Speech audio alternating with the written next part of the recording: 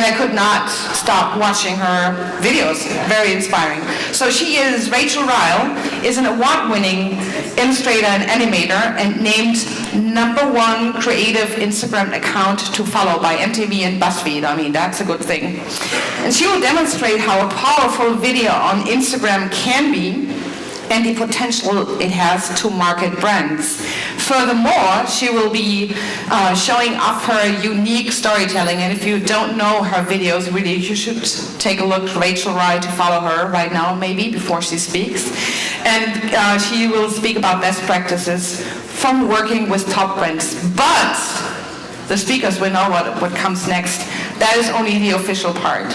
Now to some really funny facts about Rachel you really have to know. As, #1, as a New Year's resolution, she rhymed all of her tweets for an entire year. Also, she designed Taylor Swift's MySpace page, back then when it was still cool. And now to my favorite part. She was once a backup dancer for a Christian rap band.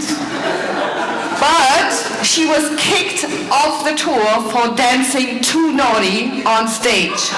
And I don't know about you, but I really have high hopes she's dancing to stage now. Please welcome Rachel Ryle.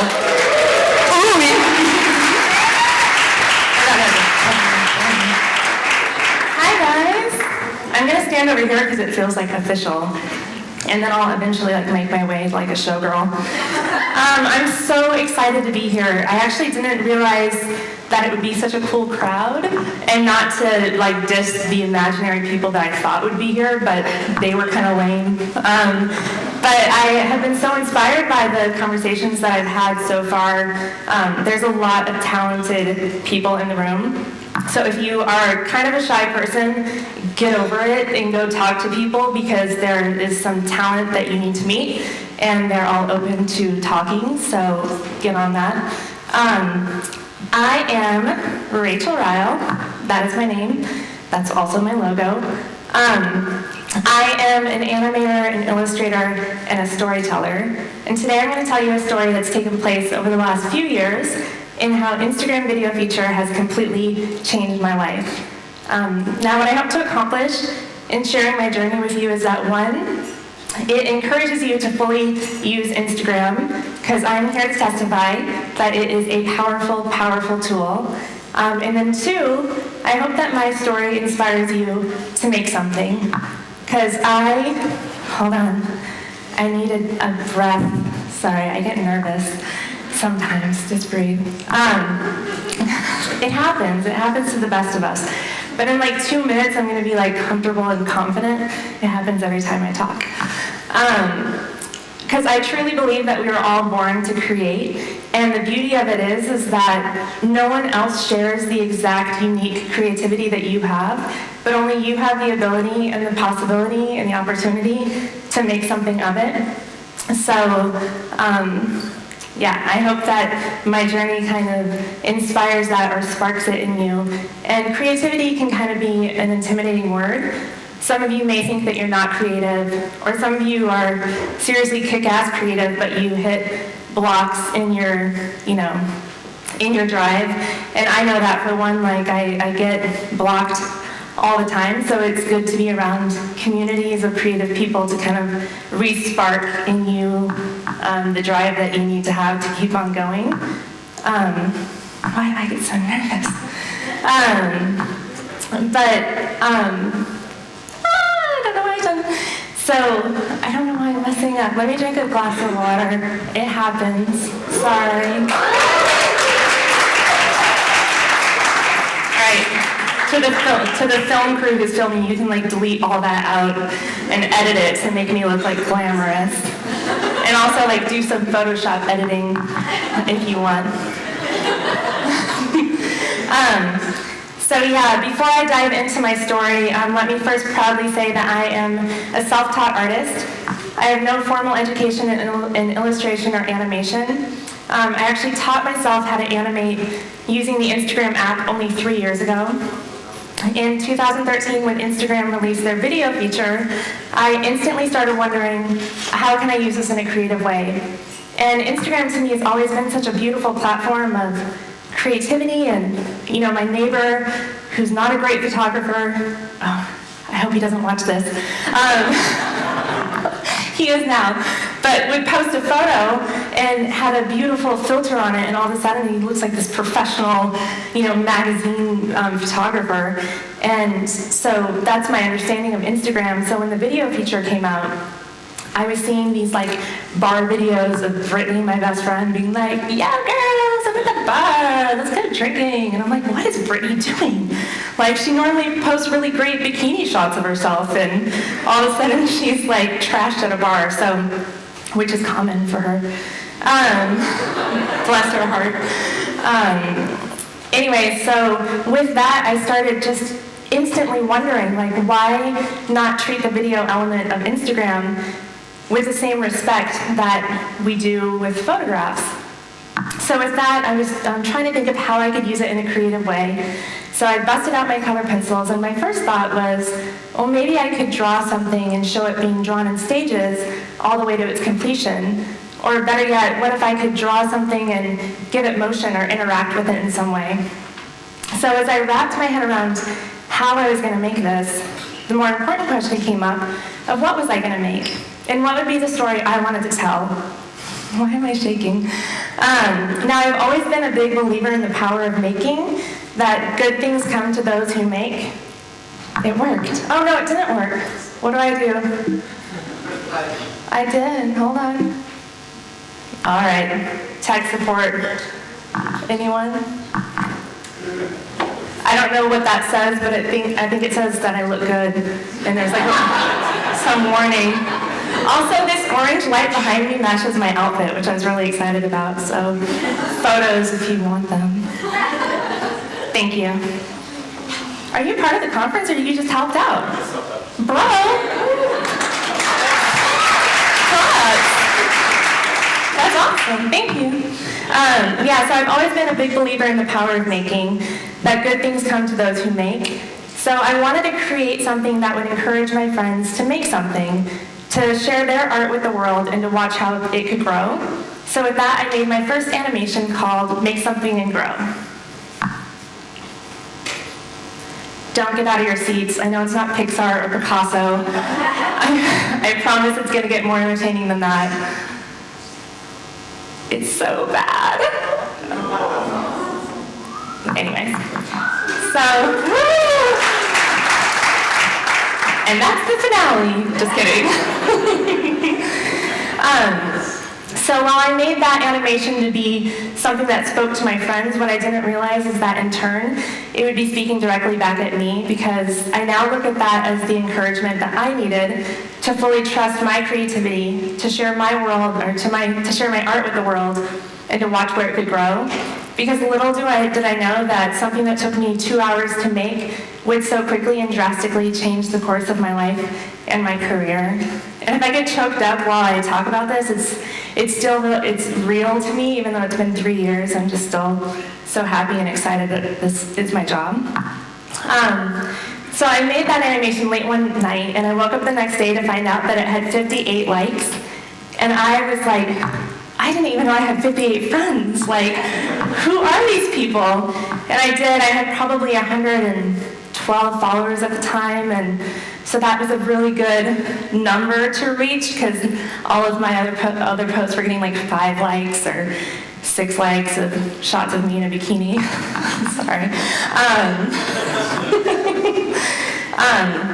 So that sign of encouragement from my friends only inspired me to create more. So I went to work that day with a pep in my step, and as soon as I got home, I started on my next piece. And this went on for some time. I would get home at 6 p.m. and I'd be up till 4 a.m. just discovering the world of animation and teaching myself this art form. And it was about a week later that I had my first breakthrough, and that's when I made this animation called The Making of a Butterfly.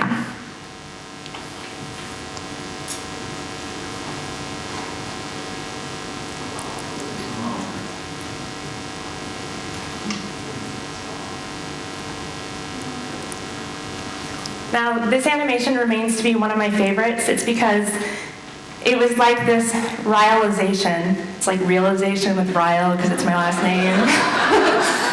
I had this realization that by giving the artwork movement and allowing it to pop off the page and enter into my world, that meant that anything in my world had the possibility of being animated. So I started looking around my daily life for inspiration kind of with that perspective. And if there's one thing you need to know about me, it's that, well, two. One, I'm nervous on stage, but I'm getting a lot better. You can feel it. I can feel it too.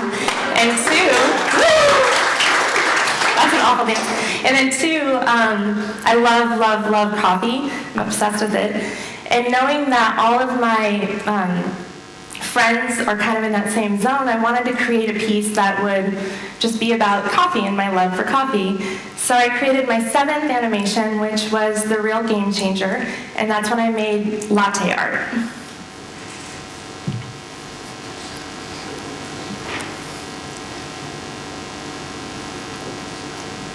I'm so embarrassed I didn't paint my nails properly for this. Look how bad, they're so chipped. All right, and I'm sorry that looks phallic. I'm not a barista.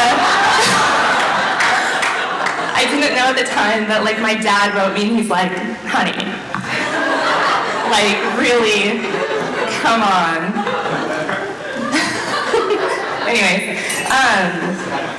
so the reason I think this animation did so well is because A, I created something that related with my audience. I knew they liked coffee, so that's why I made it. And B, it had shareability. So if there's one walkaway that I can give you when creating content, I really believe that it's strong to know your audience and create for them, because essentially they are what is going to help build you and encourage you, and so you kind of want to give back to them in that way. So yeah, I created this, and within 4 days of posting it, it had been picked up by 3 major publications. And I was also asked by Good Day Sacramento to be on air and interviewed as the animator from Boulder, Colorado. I'm like, I guess I'm an animator. I've never been called the A word before, but I guess that's who I am. So I knew that I needed to capitalize on the opportunity of this exposure. So I quickly made a website and uploaded all my animations to it, and then included my contact information in case any other publications wanted to get a hold of me, or better yet, if any brands wanted to work with me. And I'm so glad that I made that decision and acted on it as promptly as I did, because it was shortly thereafter that both BuzzFeed, whoa, back it up, sister. Oh wait, that's when I made my website. Okay, there's my website. But both Huffington Post and BuzzFeed did full spread articles on my work. And if that wasn't exciting enough, it was in that same week that Instagram did a blog post on me. And so a couple things happened with that gained exposure. One, my inbox exploded, and 2, my phone crashed. I was still getting notifications, and I gained 85,000 followers in less than 3 days. Yeah, it was amazing. And so I just remember being in shock in that moment over the reality of what was happening. It had only been 7 weeks since I made that first crappy animation, and now my art was being seen by over 100,000 people. And I think that it was at that point that I looked at that first animation that I had created and really listened to my own advice and decided to trust my creativity and to share my art with the world and to watch how I could grow. So I turned my website into an LLC. I quit my day job and I opened my animation agency only 8 weeks after my first animation was made.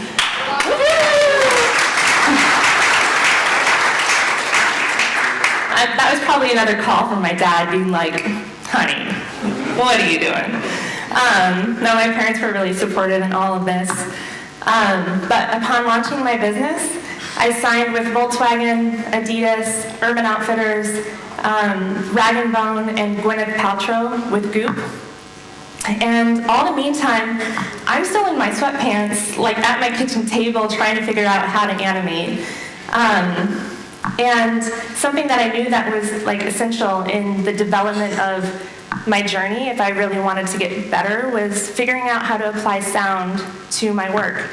And that actually really quickly became more about like sound design and the importance of how music can be instrumental in telling your story. And so I'm full of puns. That's not going to be the last one. So this is one of the first animations that I made with sound, but you can really see how it helps tell the story, and it's called Witchcraft. There's no sound. Oh, there it is.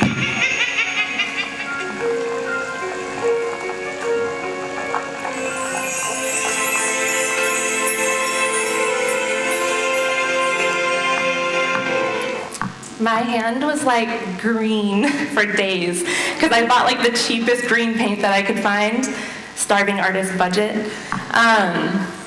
And what's really interesting is like this storyline between me and this nasty witch has been going on now for 3 years, that every Halloween she tricks me in a new, different way, which is a kind of a fun artistic challenge of my own because I always have to figure out what she's going to be a witch about this year. So it was around this time that I got a very exciting phone call, and it went like this. Bring. Hello, this is Rachel. Hi, Rachel, this is Charlie. Do you like sports? Charlie, this is definitely the wrong Rachel, and you got the wrong number. I'm sorry. He's like, no. Let me clarify. This is Charlie with ESPN. How do you feel about sports? I'm like, Charlie, I got my cleats on now. Where's the game? What are we playing?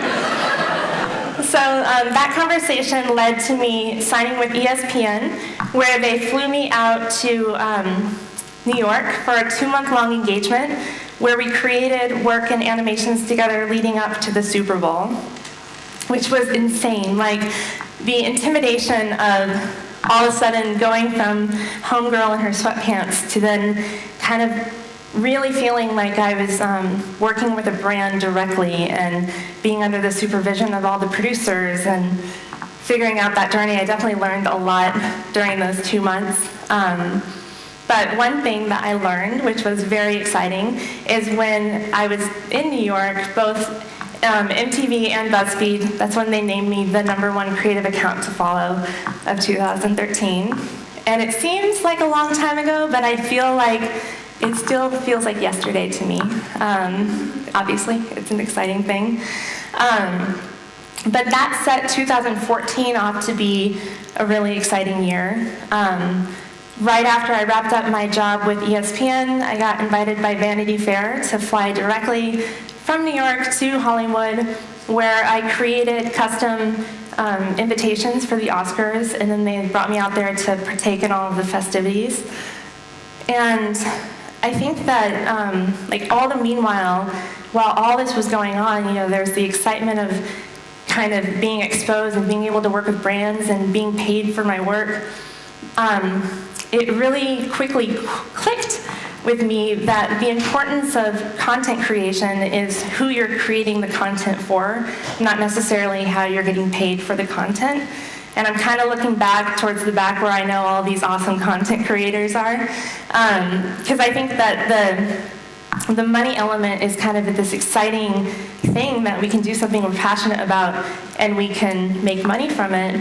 But I think the beautiful thing is to always stay connected to why you're creating the content and who you're creating the content for, because a paycheck will disappear, but your audience will continue to grow with you and continue to give back to you the more you give to them and the more that you pay attention to what you're doing it for. And so I realized that like right around this time I had been working like so hard with all these brands that I wanted to create a piece that was like, I continued to make pieces that were just for joy and not for money. And so the more I do that, the more I feel like my audience continues to give back to me. And this is a piece that I made right around the Vanity Fair job that remains to be one of my most popular animations. And it's called Sushi Makes Me So Happy.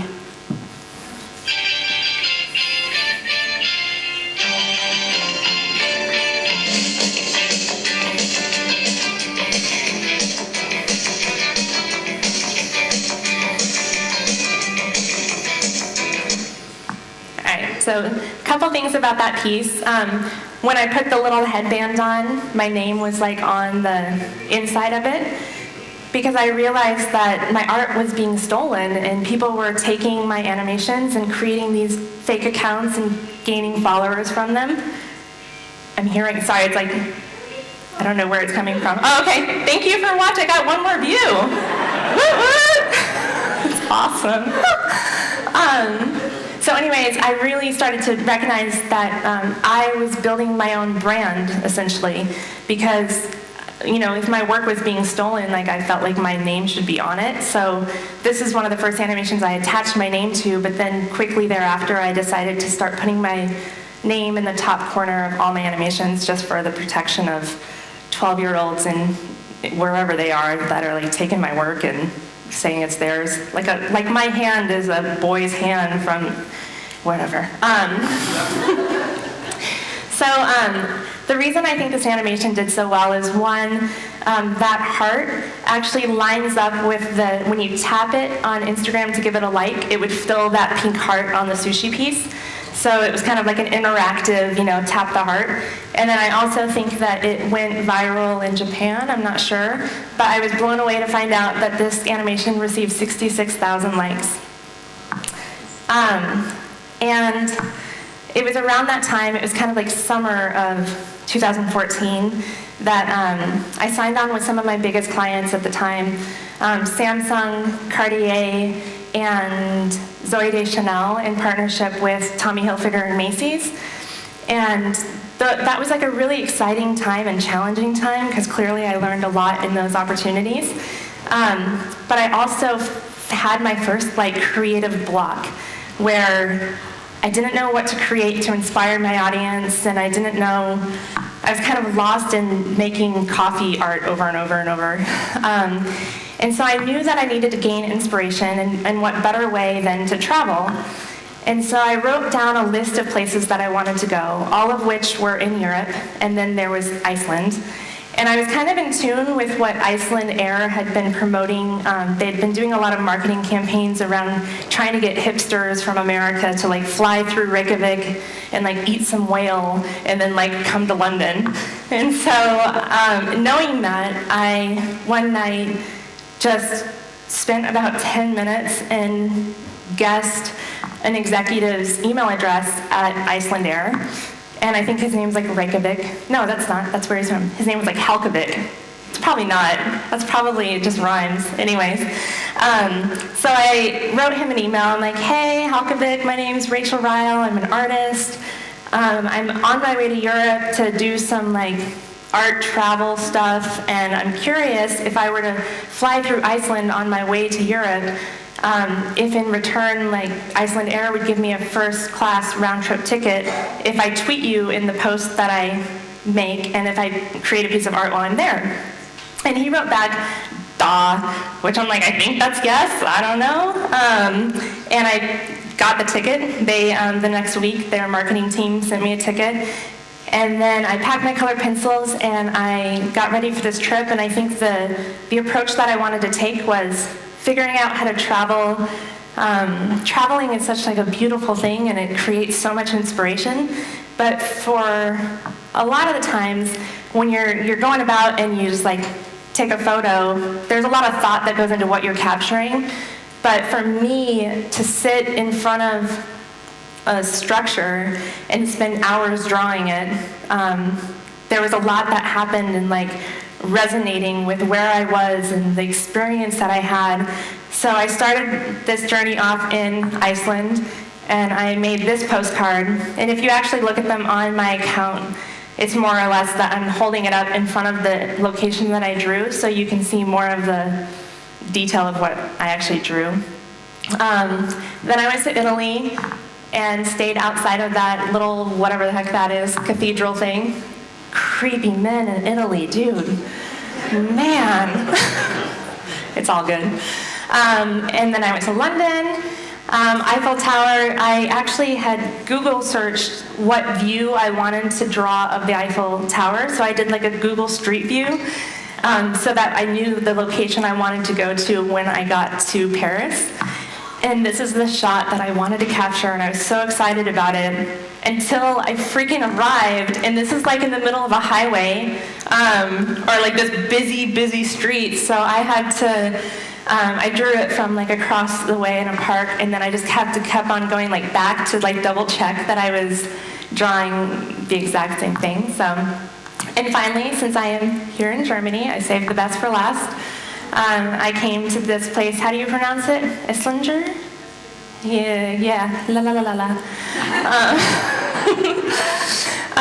Which that was such a beautiful and charming place to visit.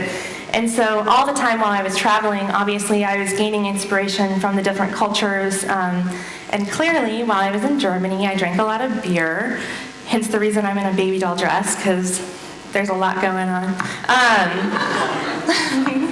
So I wanted just to include this piece to show you kind of what animation I made after feeling inspired by this lovely culture and drinking.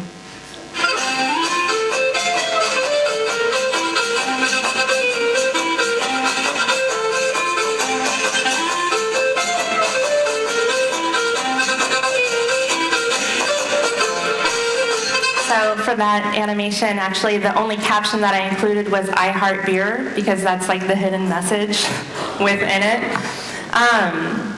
So another thing that happened while I was in Europe is that obviously I drank a lot of coffee because that's like my MO. And so I wanted to create another latte art, but kind of like a 2.0 version of latte art. So this is the second round of me creating a coffee animation.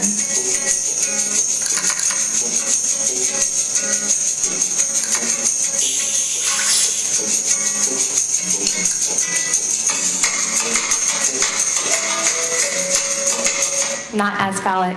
I'm getting better. So over the years, a lot of coffee brands have reached out to me to create content for them. And I was being very strategic in saying no all along the way in hopes that one coffee company in particular would reach out. And sure enough, Starbucks wrote me. And they asked me, Rachel Ryle, if you were to win Starbucks for life, what would you do to celebrate?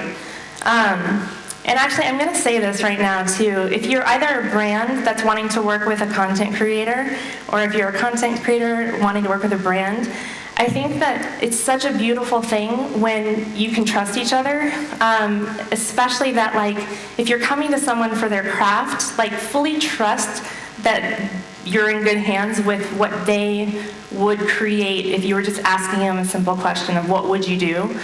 Because I think that that's the content that's going to be the most winning for both you and the content creator. And those are the best successes that I've had, is when a brand just fully trusts me and it allows my creativity just to be free in the moment. So Starbucks asked me that question, and in the email back to them, I'm like, obviously I would have a cake pop party with extra whipped cream on my caramel macchiato. And then they wrote back and they were like, animate it. I'm like, all right, done. So I made this animation for Starbucks. Yay!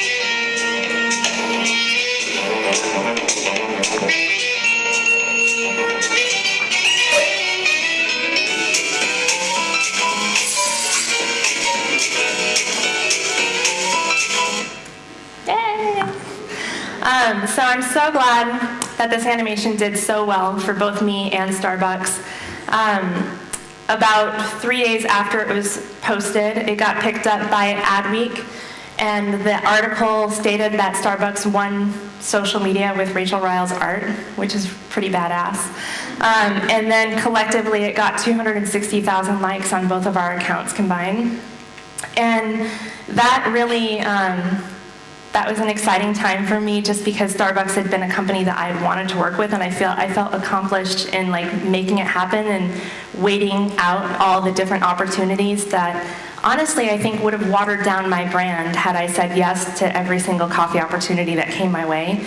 So I think there's a lot of importance in staying true to your brand, and then and waiting for the opportunities that are really gonna like end up in something like that. And so because of this article, I actually got a lot of different opportunities that came my way through the readers of Adweek. And one of the most exciting ones was when I got a phone call from one of my favorite movie directors, Matthew Vaughn, who made the movie Kick-Ass, which is a kick-ass movie. And I can cuss because Homeboy cussed earlier, so I can say whatever I want. So when they called me, I honestly, they said his name. He said, like, Matthew Vaughn wants to talk to you. And I'm like, I think I know who that is, but I'm not sure. But they were describing the opportunity of me creating a movie trailer for his new movie. And in the call, they said that Colin Firth was in the movie. And I'm like, well, what? Oh, shit. I'm like, this guy? Like Mr. Darcy? I'm like, yes. I don't know what it is, but like I want to do the animation, because I've had a crush on him since I was like 11, and I still do. And that's not a wedding ring, it's on his pinky, so he's available. So I said yes to the opportunity, and I made my first movie trailer for the movie Kingsman, and that's this.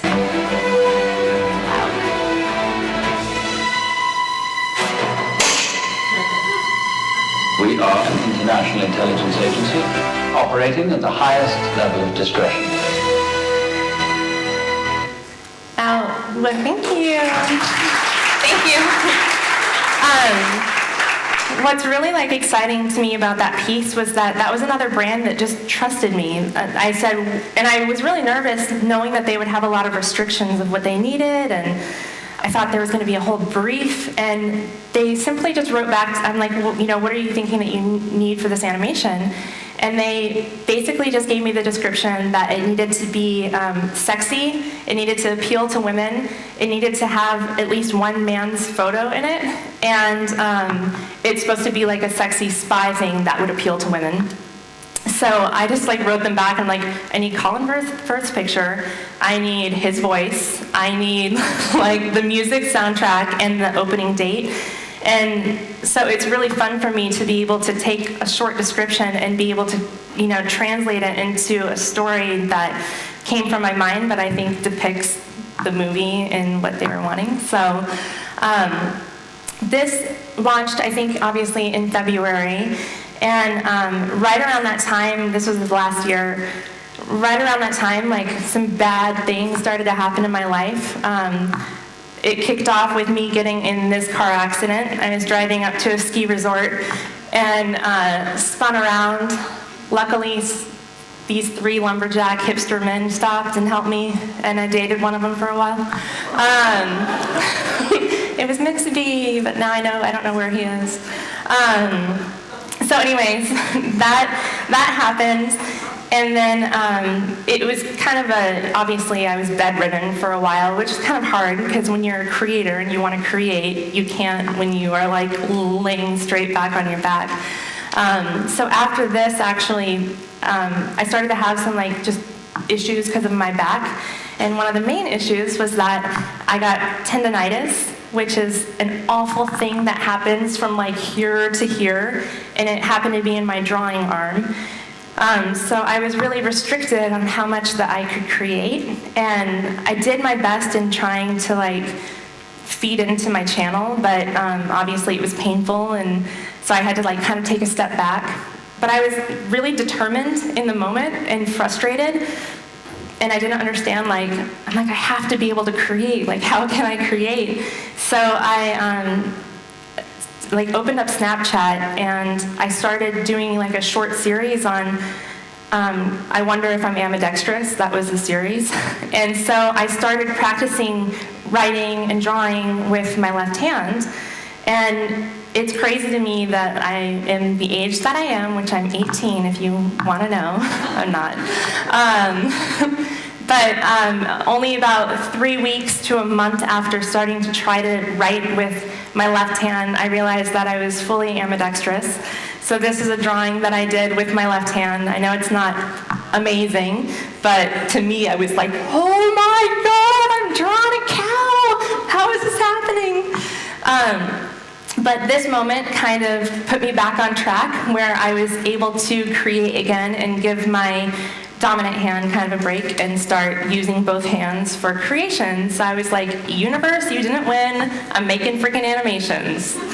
So in that moment, I actually, some opportunities came up, and I decided to pack half of my things and go to Brooklyn, New York, and I opened up an art studio. Just because a lot of my clients are based in New York, and I just felt like it was important to be there. And also, New York, just like any other place that you can travel, like I gained so much inspiration from the city alone. So while I was there, I treated it like I was on this journey of telling New York, telling the story of New York through my art. So these are a couple pieces that I created about New York and my moving out there. Welcome to New York. Holy shit. It's been waiting for you. Welcome to New York. Welcome to New York. Welcome to New York. It's been waiting for you. Welcome to New York. Welcome to New York. Sorry, that was so loud. Taylor, God, she needs attention. So loud. So I think like what was fun about that piece is that prior to making it, I did some teaser posts on my Instagram channel to get people's opinions of what they wanted to see in the piece. You know, like what are your favorite things about New York? What can I include? So all those different things, I think that my audience felt like they were a part of deciding what was in there. And then this next piece, I think that this is like the ideal beauty of New York, and the reality is that that place is dirty, and you know there's a lot of alleys that are just like gritty and rats and whatnot. So I wanted to tell that story of New York, but also pay the respect to Banksy, who did a tour while he was in New York, and so I created this piece about him.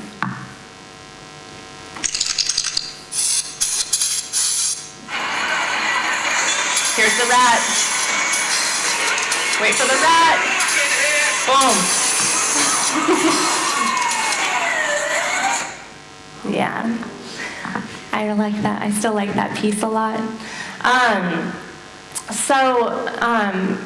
While I was in New York, like it was a good time, but I became really challenged in it because it's a really great city, but it's a really distracting city. So personally, I felt like I was making great strides of like networking and getting to know the community and like making pieces that inspired me, but I was also exhausted and not being like as productive as I normally am. And it was around that time that I got the terrible, awful email from Instagram saying, your account's been compromised. Did you change your password? I'm like, wait, what? And I looked and my account was gone. Someone had guessed my password, which was such a small word. I should have had a better password. But someone guessed my password and overnight had deleted all of my work and changed my username and started just uploading awful spam. And so inevitably, everyone who followed me didn't know who was posting it. They didn't understand what name, what account it was because it was under a different name. That I lost, I think like 65,000 followers in a day and a half.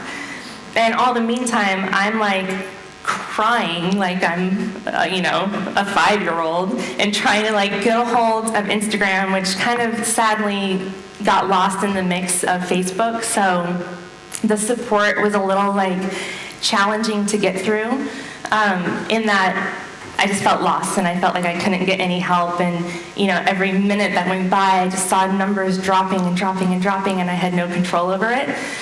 And so in that moment I actually kind of like took a step back from viewing it in more of like a reality way and not such like a dramatic way. It wasn't the end of the world that I had lost followers, and the number that I'm growing of followers doesn't amount to, my meaning of life. But really, the art that I had lost and the vulnerability and the feeling of all of me that I had poured out into the world was now like non-existent. And it made me actually realize like the importance of what I was creating was that, I don't know, it's like it was a piece of me that was to inspire people. And it brought me back to like why I started all of it. And I think for a while it was becoming about like growing the numbers and who I could work with and X, Y, and Z. But it kind of brought me back to that first initial starting of make something and grow. So I listened to that advice and I put on a smiley face, and it was genuine. I wasn't faking it. And I just wanted to, well, actually, TechCrunch wrote about it. They were like, what the hell?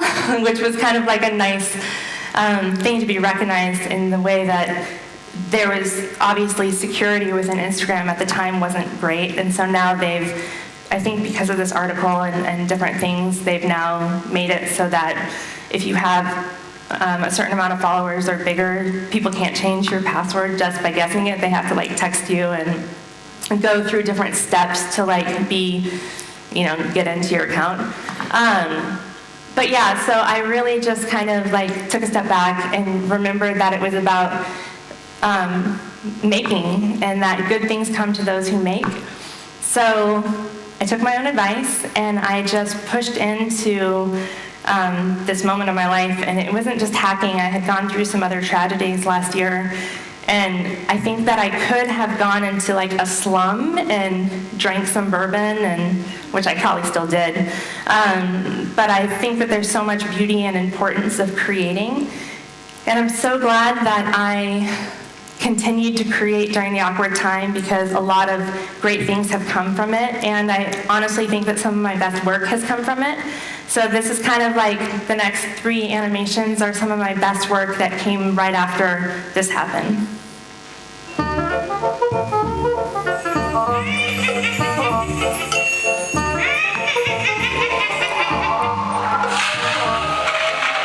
That was dental floss as lightning.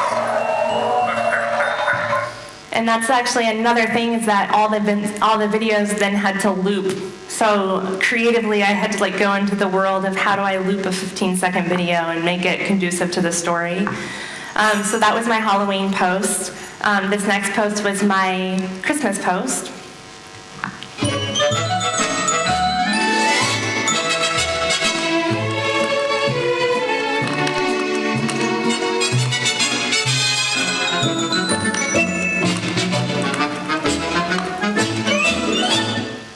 I actually finished that post on Christmas Eve, because a lot of us know content creators, it's like we're staying up. I was talking to, what's your name again? Yeah, you're cute. I forgot your name. She's an amazing artist, and she incorporates art into her Snapchats. And there's so much work that goes into a 15-second video that we slave, and we put so much into it. But I think that the results are always exciting, and yeah, it's fun when it like comes together and you get to see it for the first time. And then after the holidays, I challenged myself again to make another latte animation, but this one I like went balls to the wall and wanted to create like one that hipsters would really approve of. So I even built a hipster coffee shop set to go with this animation called Cortado or Gibraltar. There's like 2 names for my favorite drink, and this is the animation. I say either, you say neither, and I say neither. Either, neither, neither. Let's call the whole thing off. Yay! I love that animation. And what's really cool about that for my journey is that I've been blown away for the response of that video. It actually hit 58 million likes 3 days ago, and I checked this morning and it's at 60 million. And it's actually not likes, I'm sorry, views, sorry. But what's crazy to me is I see that number and it's like, I cannot believe that 3 years ago, when I posted my first animation and got 58 likes from my friends, I would have never imagined that 1,000,000 times that number is the engagement that I'm getting. So I definitely encourage you to make something, and I know a lot of you are already content creators, and some of you may not be yet, or maybe you're wanting to do it, or maybe you do content creation, But there are other elements of you that you haven't exposed to the world yet. I really do think that good things come to those who make, and don't wait to share your creativity with the world, because you have no idea the opportunities that await as soon as you just step out and put them out there. That's it. Thank you.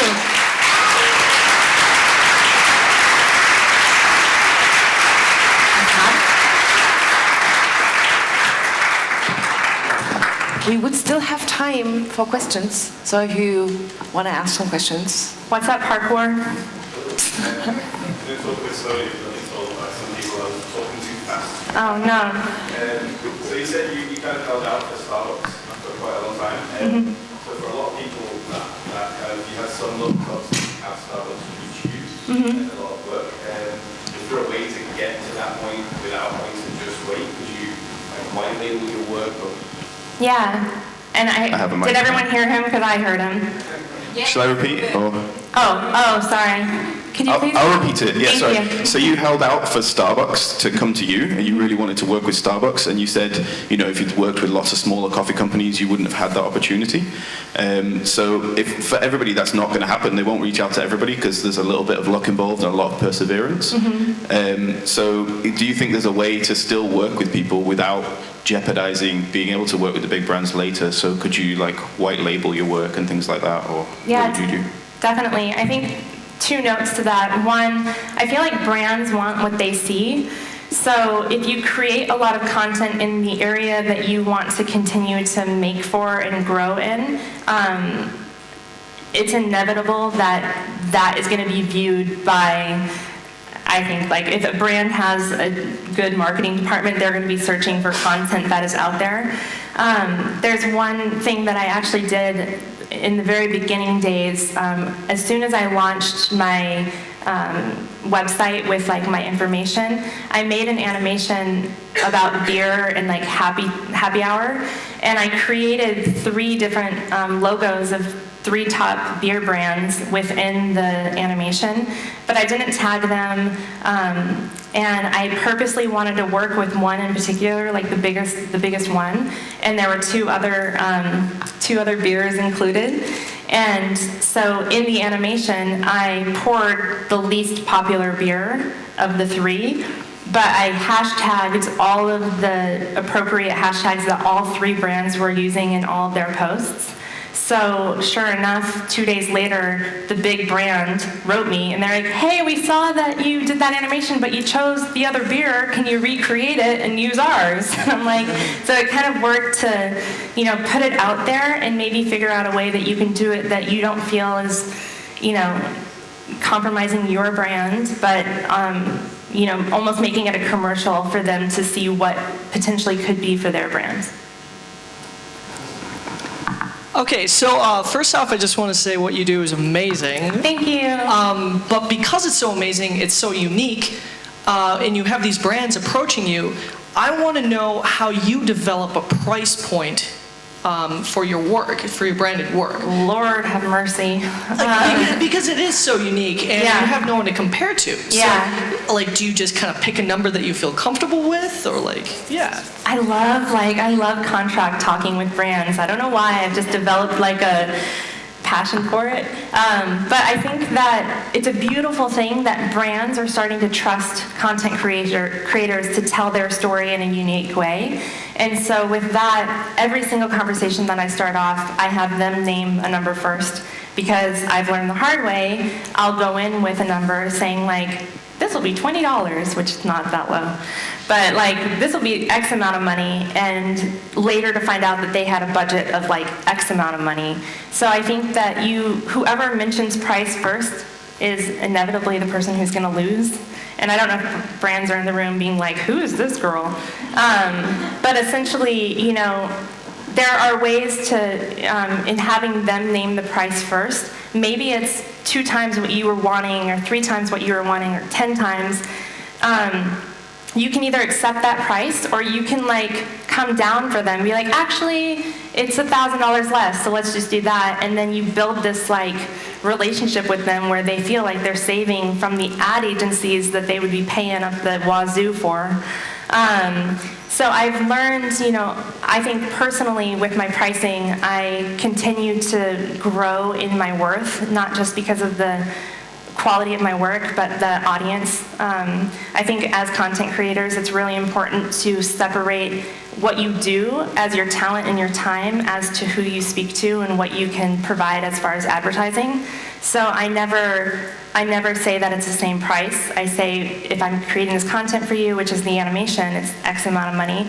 And if you want to advertise on my channels, either all of Instagram, all of this, all of that, and build a separate package, it kind of helps break it down for them. And honestly, it sometimes helps in their company to allow different budgets. So it's like their advertising team can get involved and their marketing team, so then the budget can grow, if that helps. Yeah. Hey, so I know we were talking last night and you talked about how you really like to draw things on paper because you can't get the same clean lines with a stylus. So because this is a physical medium and there is no back button, do you ever deal with mess ups? Do you have to ever go back and start fresh on a drawing? Like, how do you go about that process? I cry and I drink bourbon. I definitely am a perfectionist as well. So there are times when I will change, I'll film an animation and then at the end I'll be like, why the hell is that blue? It should have been red. And I'll go back and redo it just because I want it to look a certain way. But like I was saying, the completion when we were talking, the completion of the work, there's so much joy in putting it out there and seeing it finished yourself, that's really that feeling is what keeps me going even when those mistakes happen.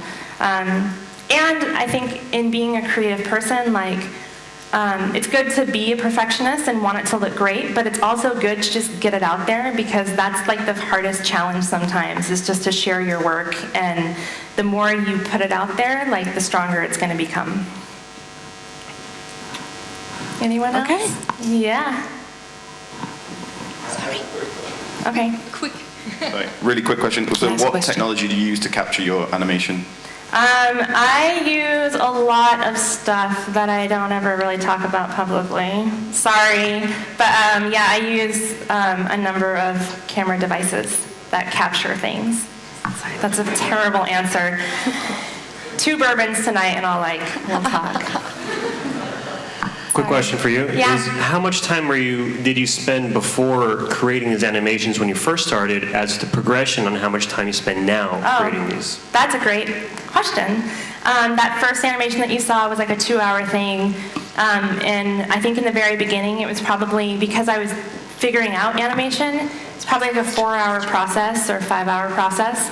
And now that cortado animation took, it probably took a week from coming up with a storyline that fits in within 15 seconds and then building the set and building the assets. So I think on average it's a 4-day process or a 5-day process to bust something out. Okay. Anyone else? We have to finish now. Okay. Thank you very much, Rachel. Thank you. Very inspiring.